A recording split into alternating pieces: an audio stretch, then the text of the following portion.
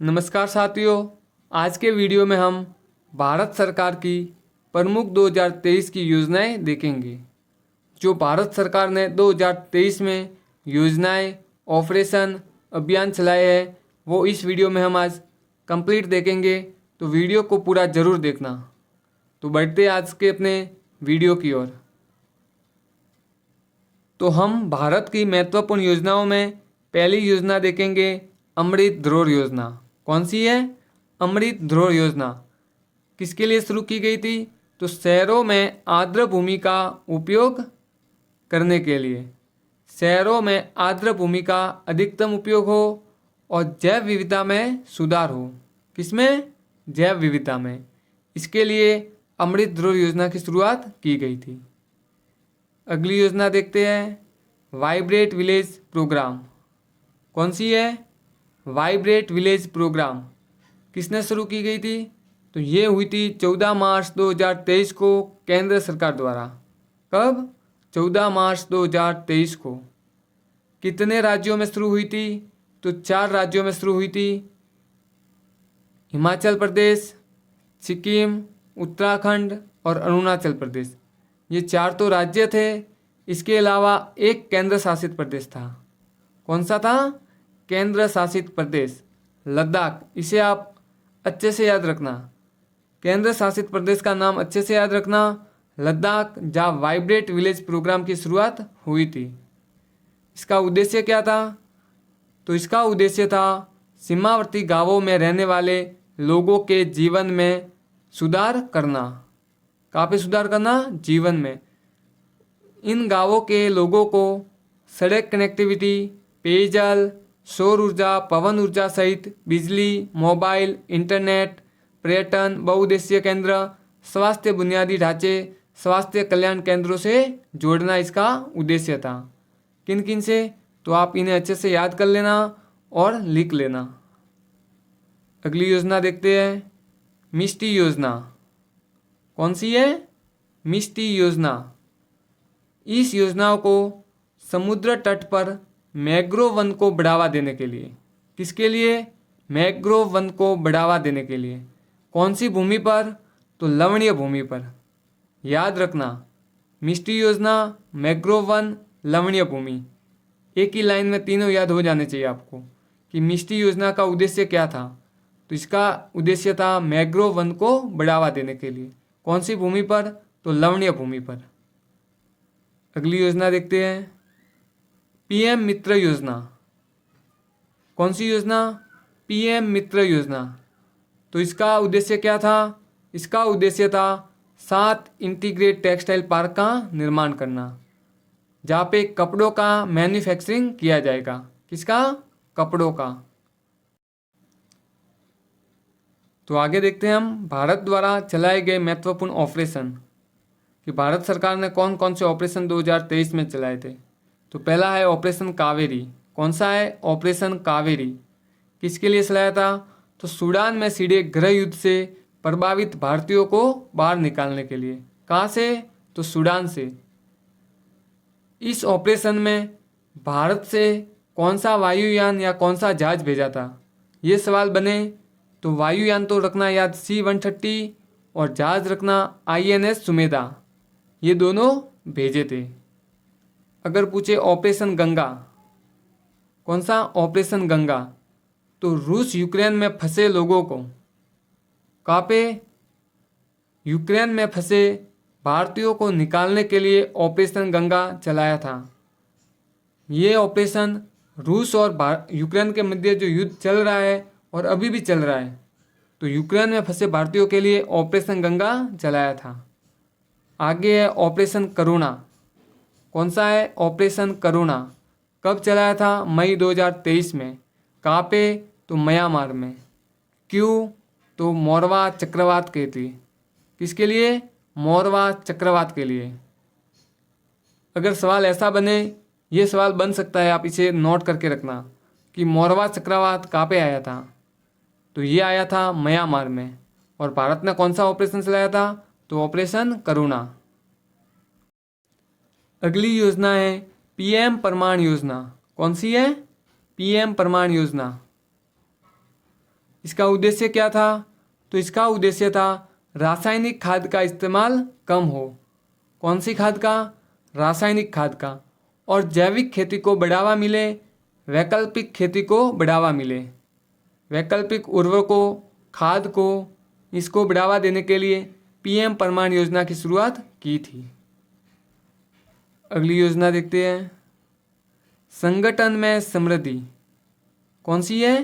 संगठन में समृद्धि। किसके लिए चलाई थी? तो स्वयं सहायता समूह से जुड़ी महिलाओं की आय में वृद्धि करने के लिए। किस में वृद्धि करने के लिए? आय में वृद्धि करने के लिए।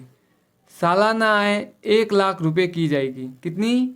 एक महिला की सालाना आय 1,00,000 रुपये की जाएगी इस योजना के तहत। कितनी महिलाओं को लाभ मिलेगा? तो 10 करोड़ महिलाओं को। कितनी महिलाओं को? 10 करोड़ महिलाओं को। कितने रुपए तक? सालाना आय 1,00,000 रुपये तक। तो देखते हैं अपनी अगली योजना। अगली योजना है नमस्ते। कौन सी है? नमस्ते। National Action for Mechanised Sanitation Ecosystem, ये इसकी है फुल फॉर्म। इस योजना को क्यों चलाया था? तो इसका उद्देश्य था स्वच्छता कर्मचारियों की सुरक्षा करना। कौन से कर्मचारियों की? स्वच्छता कर्मचारियों की सुरक्षा करने के लिए, जो वाटर टैंक में उतरकर टंकियों की साफ सफाई करते हैं, गटर में उतरते हैं, उन सभी कर्मचारियों की सुरक्षा के लिए नमस्ते योजना की शुरुआत की थी। अगला है अपना जल जन अभियान। कौन सा है? जल जन अभियान। इसका उद्घाटन किसने किया? तो उद्घाटन किया था प्रधानमंत्री नरेंद्र मोदी ने। कब किया था? 16 फरवरी 2023 को राजस्थान के सिरोही जिले के आबू रोड से। कहाँ से? राजस्थान सिरोही आबू रोड। कौन से या किस मंत्रालयों द्वारा इसे शुरू किया गया है? तो मंत्रालय तो है जल शक्ति मंत्रालय। कौन सा है? जल शक्ति मंत्रालय। और संस्था पूछे कि इसमें कौन सी संस्था जुड़ी हुई है? तो ब्रह्मा कुमारी संस्थान। कौन सी? ब्रह्मा कुमारी संस्थान, ये याद रखना। इसका उद्देश्य क्या था? तो उद्देश्य था वाटर हार्वेस्टिंग के साथ पेड़ लगाना और जल संरक्षण करना। क्या उद्देश्य है? वाटर हार्वेस्टिंग के साथ पेड़ लगाना और जल संरक्षण करना। अगली योजना देखते हैं, अमृत भारत स्टेशन योजना। कौन सी है? अमृत भारत स्टेशन योजना। इसका लक्ष्य था 1309 स्टेशनों को पूर्ण विकास करना। कितने स्टेशनों का? 1309 का। योजना की शुरुआत किसने की थी? तो रेल मंत्रालय द्वारा फरवरी 2023 में योजना को शुरू किया गया था। किसके लिए? तो 1309 स्टेशनों का पूर्ण विकास करने के लिए। अगली योजना या मिशन है Ayushman Bharat digital health mission. शुभारंभ तो 27 सितंबर 2021 को। कितने प्रदेशों में? तो 6 केंद्र शासित प्रदेशों में, अंडमान निकोबार, चंडीगढ़, दादर नगर हवेली, द्वीप, लद्दाख, लक्षद्वीप और पुडुचेरी में। ये 14 अंकों का आधार जैसा कार्ड था। कितने अंकों का? 14 अंकों का आधार जैसा कार्ड था Ayushman Bharat digital health mission. अगली योजना है प्रधानमंत्री पोषण योजना। कौन सी है? प्रधानमंत्री पोषण योजना। शुभारंभ कब हुआ था? 29 सितंबर 2021 को। किसके स्थान पर? तो मिड डे मील योजना के स्थान पर। अवधि पूछे तो 2021-22 से 2025-26 तक प्रधानमंत्री पोषण योजना। तो इन योजनाओं के बाद हम कुछ क्वेश्चंस देख लेते हैं, ताकि अगर वहाँ से सवाल बनेगा तो वो भी सही होगा। तो बढ़ते हैं अपने सवालों की ओर। 16 मई 2023 को केंद्रीय संचार मंत्री अश्विनी वैष्णव ने खोए हुए मोबाइल हैंडसेट और उन्हें ब्लॉक करने के लिए किस पोर्टल का शुभारंभ किया? Options A Sanchar Saathi portal, options B mobile portal, option C Udan portal और option D Sanchar mobile portal. तो इसका सही आंसर होगा ऑप्शन ए संसार साथी पोर्टल। अगला सवाल देखेंगे, नागर विमान मंत्रालय ने क्षेत्रीय कनेक्टिविटी योजना उड़ान उड़े देश का आम नागरिक के कौन सा संस्करण मई 2023 में शुरू किया? उड़ान का कौन सा संस्करण मई 2023 में शुरू हुआ? तो ये हुआ है उड़ान 5.1। ऑप्शन ए होगा राइट। अगला सवाल देखेंगे, नीति आयोग ने संयुक्त राष्ट्र विकास कार्यक्रम के साथ मिलकर जारी की गई सारांश रिपोर्ट 2023 में कितने सामाजिक क्षेत्रों के अध्ययन को शामिल किया? कौन सी रिपोर्ट में? सारांश 2023 किसके साथ मिलकर? तो संयुक्त राष्ट्र विकास कार्यक्रम के साथ मिलकर। किसने? तो नीति आयोग ने। कितने सामाजिक क्षेत्रों को शामिल किया? तो ये किया था 14 सामाजिक क्षेत्रों को। ऑप्शन ए होगा राइट। इसका उद्देश्य क्या था? तो इसका उद्देश्य था भविष्य के लिए सीख लेना ताकि जमीन स्तर पर सुधार किया जा सके। अगला सवाल देखेंगे, 10 मई 2023 को केंद्रीय महिला और बाल विकास मंत्री कौन है? स्मृति ईरानी ने बाल्यावस्था देखभाल और शिक्षा के किस राष्ट्रीय कार्यक्रम का शुभारंभ किया? किसने? स्मृति ईरानी ने। किसके लिए? बाल्यावस्था देखभाल और शिक्षा के राष्ट्रीय कार्यक्रम के लिए। तो ये क्या था? पोषण भी पढ़ाई भी। ऑप्शन ए होगा राइट। पोषण भी पढ़ाई भी। अगला सवाल देखेंगे, केंद्रीय आवास और शहरी मामलों के मंत्रालय ने स्मार्ट सिटीज मिशन की समय सीमा को बढ़ाकर कर दिया है। किसकी?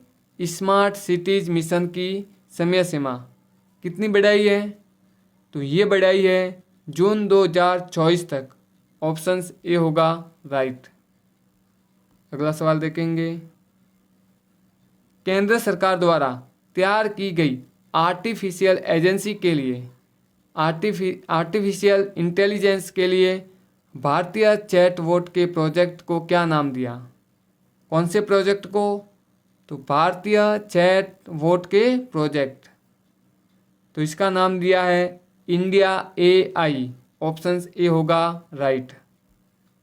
अगला सवाल देखेंगे, प्रोजेक्ट टाइगर के 50 वर्ष पूर्ण होने के अवसर पर प्रधानमंत्री नरेंद्र मोदी ने 9 अप्रैल 2023 को मैसूर विश्वविद्यालय में आयोजित कार्यक्रम में किस पहल का शुभारंभ किया?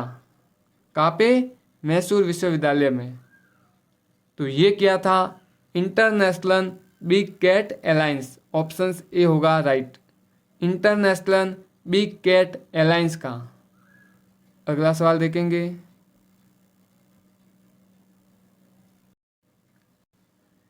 केंद्रीय कृषि व किसान कल्याण मंत्री। पहले तो आप मंत्री जी का नाम याद कर लो। केंद्रीय कृषि एवं किसान कल्याण मंत्री कौन है? नरेंद्र सिंह तोमर। 23 मार्च 2023 को केंद्र की किस योजना के लिए डिजिटल पोर्टल का लोकार्पण किया? तो किसका किया था? ऑप्शन ए प्रधानमंत्री फसल बीमा योजना का। ऑप्शन ए होगा राइट। इसकी टैगलाइन क्या थी? तो इसकी टैगलाइन है मेरी पॉलिसी मेरे हाथ। फसल बीमा योजना की टैगलाइन मेरी पॉलिसी मेरे हाथ। अगला सवाल देखेंगे, केंद्र सरकार ने पर्यटन मंत्रालय ने स्थायी और जिम्मेदार पर्यटन स्थल को विकसित करने के लिए किस योजना को नए रूप में लागू किया? किसने? पर्यटन मंत्रालय ने स्थायी और जिम्मेदार पर्यटन स्थल को विकसित करने के लिए तो ये लागू किया स्वदेश दर्शन 2.0। ऑप्शन ए होगा राइट। अगला सवाल देखेंगे, उत्तरी पूर्वी क्षेत्र में आर्थिक और सामाजिक विकास को बढ़ावा देने के लिए केंद्र सरकार ने किस योजनाओं को मंजूरी दी? कहाँ पे? उत्तरी पूर्वी क्षेत्र में आर्थिक और सामाजिक विकास को बढ़ावा देने के लिए तो ये दी थी PM डिवाइन योजना। कौन सी? PM डिवाइन योजना। ऑप्शन ए होगा राइट। अगला सवाल देखेंगे, वर्ष 2025 तक क्षय रोग टीबी को खत्म करने के लिए किस अभियान की शुरुआत की? पहले तो कब तक खत्म करना है? तो 2025 तक। किसे खत्म करना है? तो टीबी को। कौन सी योजना या अभियान है? तो अभियान है प्रधानमंत्री टीबी मुक्त भारत अभियान। ऑप्शन ए होगा राइट। अगला सवाल देखेंगे। केंद्र सरकार ने पीएम कुसुम योजना की अवधि कितनी की?